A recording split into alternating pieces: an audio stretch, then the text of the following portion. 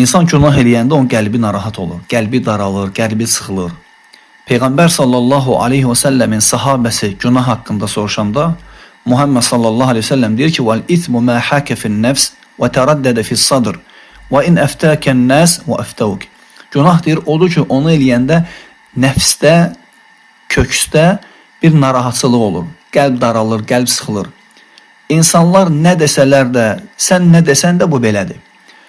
İbn Qayyim rahimehullah buyurur ki, insanın qəlbində günaha qarşı bir ikrah var.